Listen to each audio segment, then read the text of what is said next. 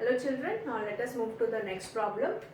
By selling a book for rupees 258, a bookseller gains 20%.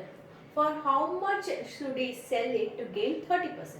So now here in this question there are two situations children. So let us do the first situation. This till the full stop is the first sentence. Let us understand what we are telling. By selling a book. So there is a book. When he sells it for 258, that means selling price is given 258, he makes a gain means profit, he is making a profit of 20%. But in this statement there is no cost price. Okay, so let us assume the cost price. So this is assumption children. Assume, think that this book was bought for rupees 100. So if this book was bought for rupees 100, what would be the profit? Because profit percent is given. So if profit percent is 20, that means profit is also 20 because it is calculated on 100. I'll show you how. P percent is equal to P by CP into 100, right? This is our profit percentage formula. 20% is given, we don't know P, and CP we are taking as 100 into 100, 100 gets cancelled, so P is nothing but 20. Okay, so whenever you are calculating anything on 100 children, if profit percent is 20, profit will be 20. If loss percent is 30, loss will be 30. Only when you are calculating on 100. Okay, so once you have got P is equal to 20, now you know CP is also 100. This 100 is assumption children, not the current cost price. We are assuming. So if the cost price was 100 and the profit was 20, that means what is the formula for profit? Selling price minus cost price is profit. So selling price is P plus CP. So P is 20 and CP we have taken as 100. So SP is 120. That means under assumption, when the cost price is 100, the selling price becomes 120. So this is a case of assumption, okay, under this scenario. But in reality, this is assumption, this is reality. Now actually what is the selling price of this book? 258. So under selling price I will write 258. So when the cost price was 100, selling price works out to 120. But if the selling price now is 258, what would have been the cost price? So it is a case of cross multiplication and whatever is remaining is division, right? So 258 into 100 by 120.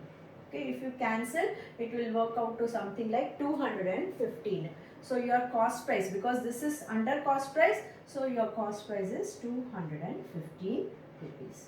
After cancellation, like 2 6 are 12, 2 5s are 10, 2 3s are 6, 2 1s are 2, 2 2s are 4, 2 9s are 18, 3 1s are 3 4s are 12, 3 3s are 9, 5 3s are 15, 5 4s are 20 plus 1 21.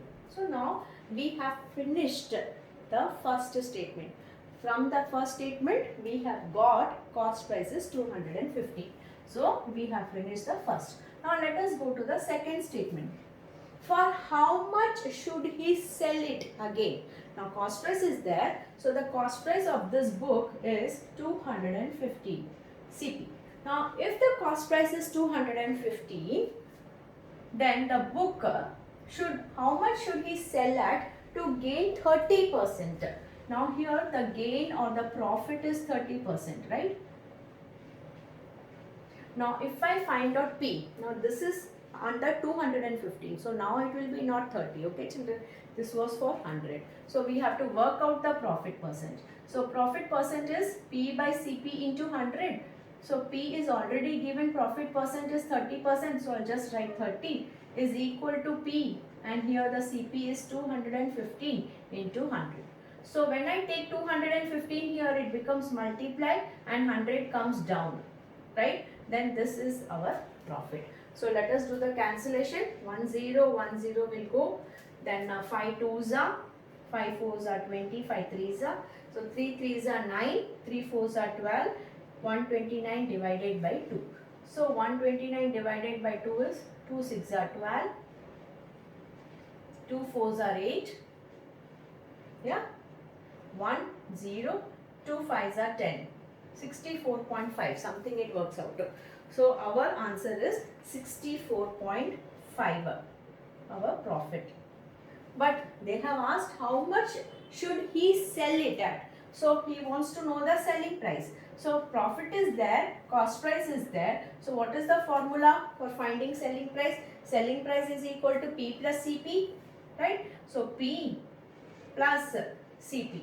When you add, you will get 279.5 rupees. Okay, hope you understood, children, how we broke down this sentence into two and worked out as two columns. Hope you understood. Bye. Share it with your friends if you like my video. Thank you.